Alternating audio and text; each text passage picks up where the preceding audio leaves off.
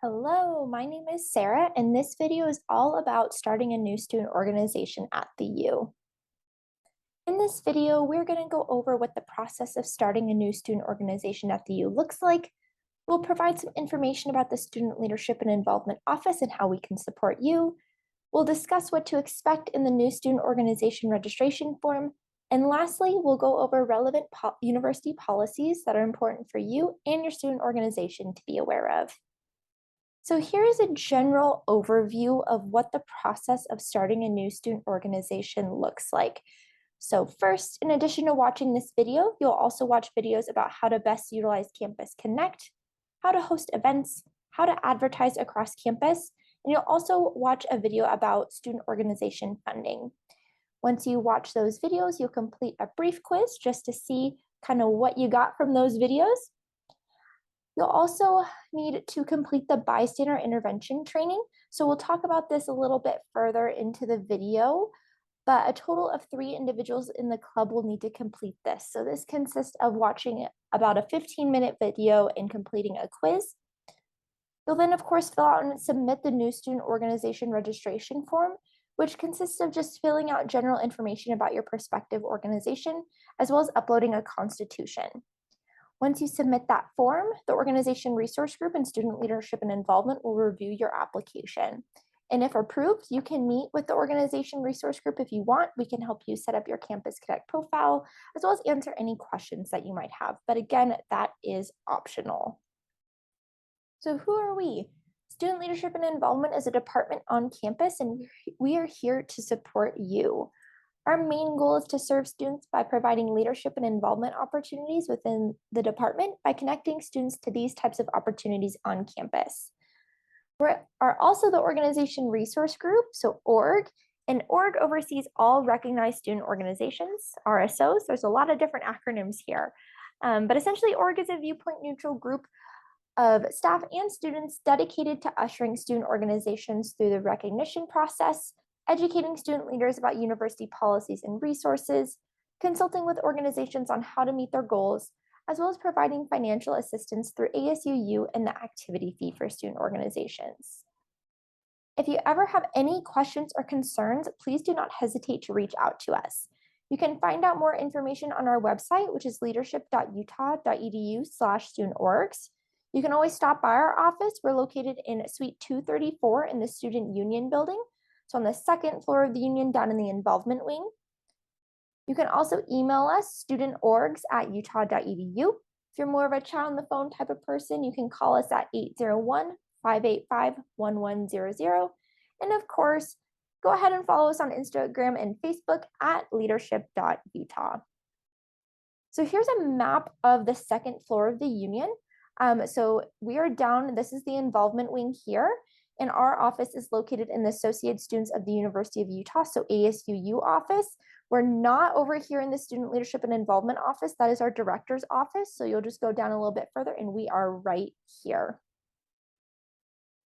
So you've seen a few different acronyms, one of them being RSO.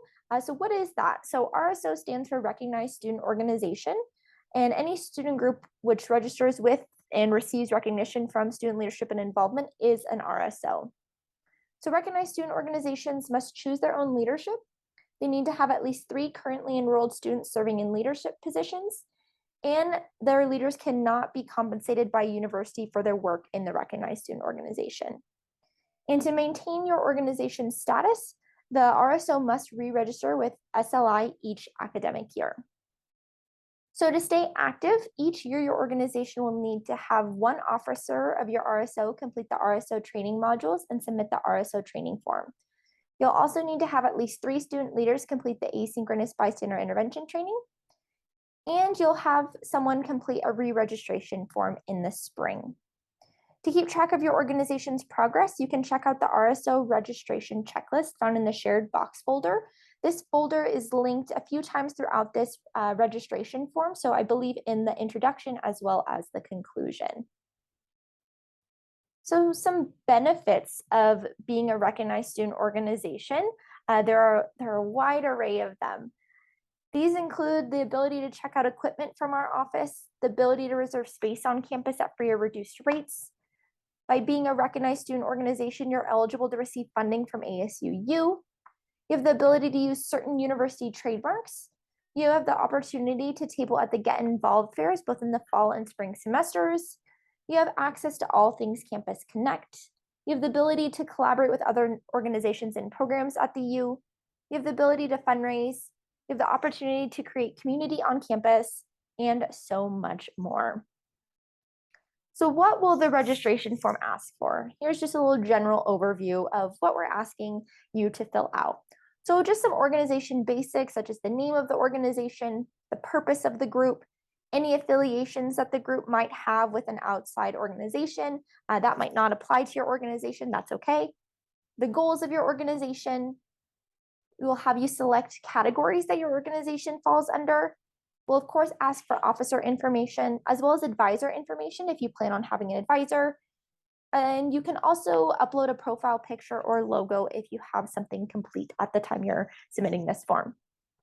Some additional information, we ask that you acknowledge that 3 members have completed the bystander intervention training. You will upload a constitution for your organization, and you'll also agree to various statements of understanding.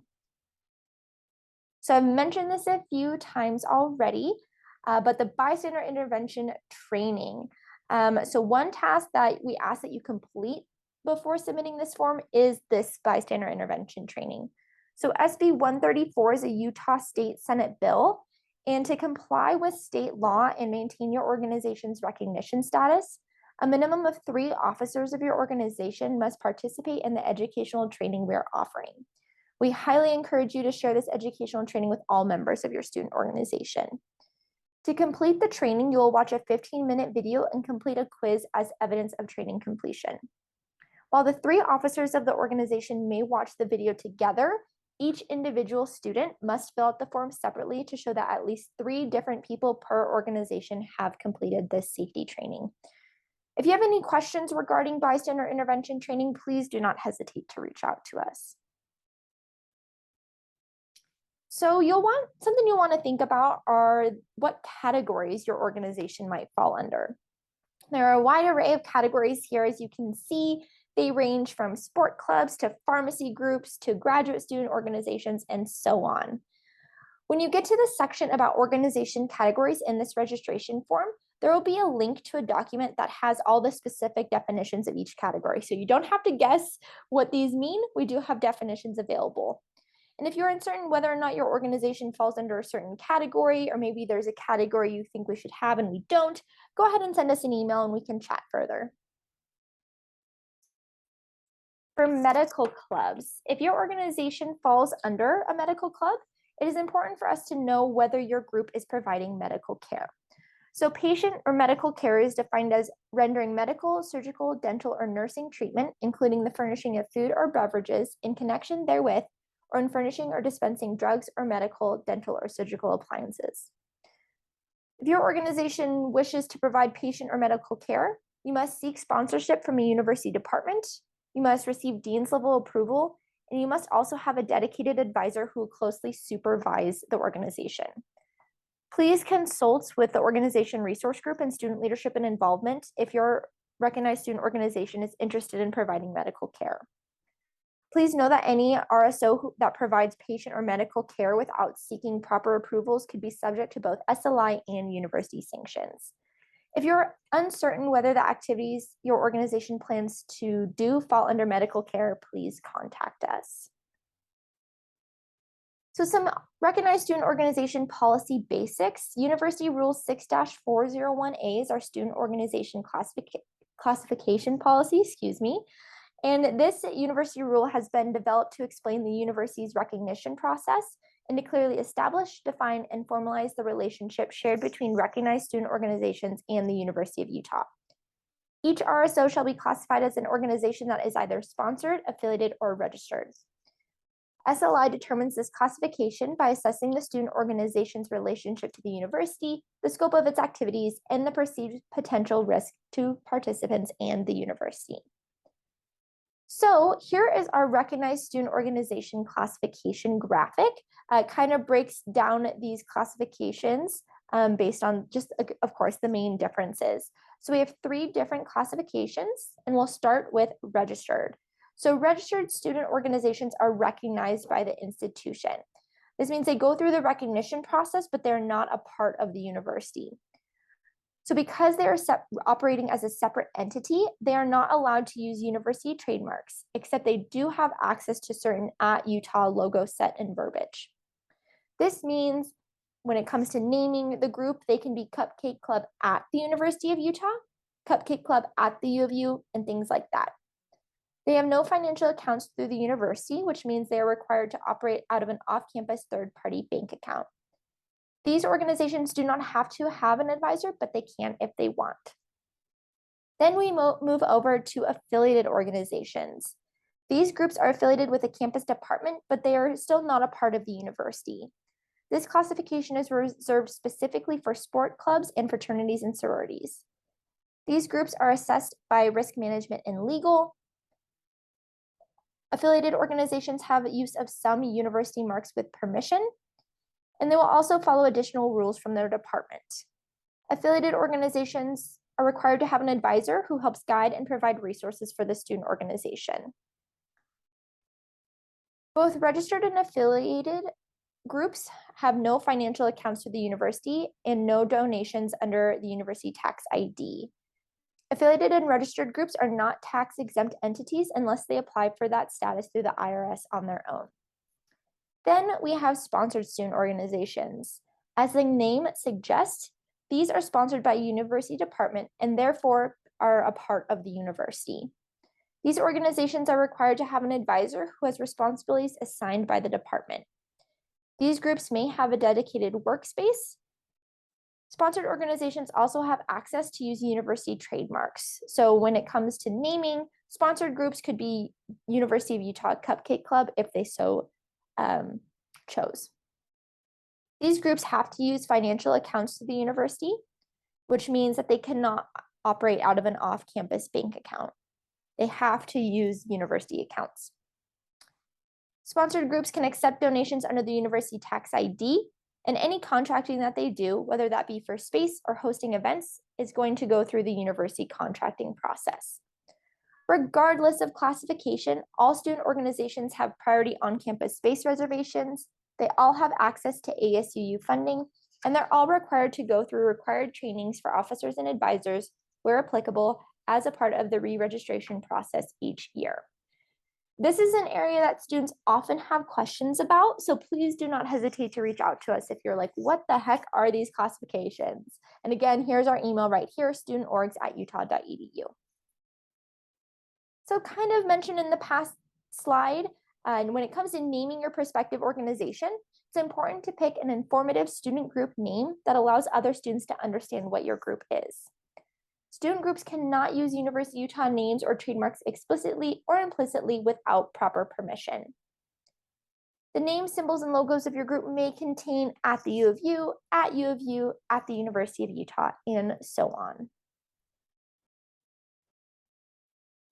When it comes to creating a logo for your organization, can be a little bit tricky, but we do have our student organization logo usage memo. This document addresses the use of the university's trademarks by all recognized student organizations in accordance with University Rule 6-401A, which is the recognized student organization classifications. To the left here is the @Utah logo set that registered and affiliated groups can utilize if they so choose. We have all of these logos in black, red, and white. So if you would like to utilize that when you're creating your group's logo, go ahead and send us an email and let us know what logo set it is that you want, as well as what color. If you ever have questions about what logos your organization can or cannot utilize, please do not hesitate to reach out to us or the trademarks and licensing team. For your organization's constitution, this should be a how-to guide for running the organization. It can be simple or fancy, but it must be detailed. So we recommend you take your time creating this document. Our office requires constitutions to contain a few different items, and this can be found in the Constitution checklist that are linked in the form when you get to this, the part of the form where you have to upload your constitution. Before you upload this document, triple check that the 5 required statements that our office requires are in your Constitution verbatim, so word for word. Along with this Constitution checklist, we also have a sample Constitution that is linked in the form as well. If you'd like us to review your organization's Constitution before you submit this form, you can send that to us at our email, which is again studentorgs@utah.edu. An affiliation with an outside group essentially means that your organization is closely associated or connected to the group based on what you do, shared goals, and so on. So for example, the Knitting Club at the University of Utah is affiliated with the Salt Lake City Knitting Association. This affiliation makes sense given the nature and activities of each of the groups. If your organization is planning on having an affiliation with an outside group, it is important that you provide proof of affiliation.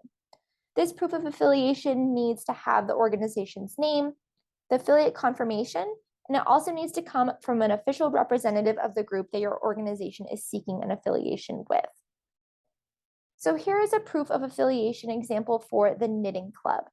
So it says, Dear Student Organizations Coordinator, I am writing to inform you that the Knitting Club at the University of Utah is affiliated with the Salt Lake City Knitting Association. If you have any questions or concerns, please do not hesitate to let me know. Sincerely, Sarah Thomas, Salt Lake City Knitting Association Director. So here you can see we have the affiliation confirmation and organization names. So it has the Knitting Club at the University of Utah. And if it confirms that they are indeed affiliated with the Salt Lake City Knitting Association, and it comes from an official representative. So Sarah Thomas, the Salt Lake City Knitting Association Director. If you have questions or need some additional guidance when it comes to affiliations, go ahead and let us know. Advisors are not required if your organization is a registered group, but if your organization wants to be affiliated or sponsored somewhere down the line, you will need an advisor. The relationship between an advisor and an RSO can vary from organization to organization, so it's important for both the recognized student organization and the advisor or advisors to discuss what that advisory relationship will look like. If you plan on having an advisor, the form will ask for you to input their information. The organization resource group will then contact the advisor, or if you have multiple, we'll reach out to them as well to complete an advisor and department agreement form, which will determine the organization's classification. We will also contact the advisor to complete any necessary trainings. Campus Connect. So the next video you'll watch is a walkthrough on Campus Connect and the tools available to you, but I wanted to provide some brief information about it here as well. So Campus Connect is what I refer to as our involvement hub. We send students to Campus Connect to find various involvement opportunities, so it's important that your organization keeps their profile up to date. On Campus Connect, recognized student organizations can again create a profile for their organization. They can manage their organization's roster. You can post events and use tools to collect RSVPs and track attendance. You can publish news articles, create forms, host elections, and so much more. So some common mistakes that we often see in applications. The first one is that the emails listed are incorrect. The registration form asks for the UMail of each listed officer. So the only acceptable format for this email is the UMail, so U, the 7 digits at utah.edu. No aliases whatsoever, even if it is a university email. So again, U, 7 digits at utah.edu. Second common mistake in constitution is in regards to constitutions. We often find that the organization does not include all the required statements that are listed in the Constitution checklist. So recommend that you double check your Constitution, that it is, again, includes all of those 5 statements that in verbatim. And lastly, a common mistake is in regard to proof of affiliation. So just not providing the necessary documentation. It's unclear whether or not the proof of affiliation came with a representative from that group, those kinds of things. So please make sure to double check your form just in all areas, but especially in these 3 areas. So you submitted my application, now what? Once you submit your application, SLI and org will review it. Please make sure that the person submitting the application, so likely yourself, regularly monitors their email during this time. Please know that you may be asked to meet one-on-one with the student organizations coordinator or the organization resource group as deemed necessary. And once you submit your application, you'll receive an answer within 3 weeks of submission. The next part of this video is going to focus on relevant university policies. The policies that we focus on include the university speech policy, the student code, hazing, as well as Title IX policies. The university free speech policy states that members of the university community shall have the right to freedom of speech and assembly without prior restraint or censorship, subject only to clearly stated, reasonable, and non-discriminatory rules and regulations regarding time, place, and manner.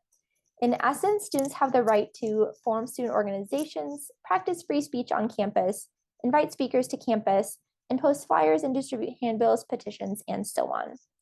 Essentially, it is important to know what is in this policy because you have the right to speak your mind and disseminate information, discuss ideas as long as it's not discriminatory.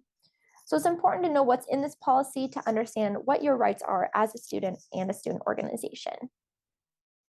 The student code outlines that students have the right to be free from illegal discrimination and sexual harassment, examine and communicate ideas by any lawful means, participate in ASUU elections, form student organizations for any lawful purpose, due process, among other things. The student code also outlines some standards of behavior, and students who engage in any of the following acts of behavioral misconduct may be subject to behavioral sanctions. So acts of dishonesty, intentional disruption or obstruction of teaching, research, administration, or other university activities, physical or verbal assault, sexual harassment, hazing, threats, so on, use, possession, or distribution of alcoholic beverages or narcotics on university premises, bias or prejudice motivated misconduct, or violation of published university policies or federal, state, or local laws are acts of behavioral misconduct that may subject you to various behavioral sanctions. Hazing is defined as any activity expected of someone joining or participating in a group that humiliates, degrades, abuses, or endangers them, regardless of a person's willingness to participate. It's important to know that participation or cooperation by the person being hazed does not excuse the violation, and failing to intervene to prevent, or failing to discourage, or failing to report those acts may also violate university policy. So it's important that you make sure your organization is not participating in this harmful behavior. Next is Title IX. So recognized student organizations must abide by all Title IX policies as specified in the Student Code of Conduct and university policies. Organizations will be investigated if reports of the following behaviors arise: the student organization approved, condoned, allowed, or encouraged prohibited behavior was committed by one or more officers, and organization resources such as funds, listservs, message boards, or organization locations were used for prohibited behavior. Title IX deals a lot with prohibited discrimination based on protected classes.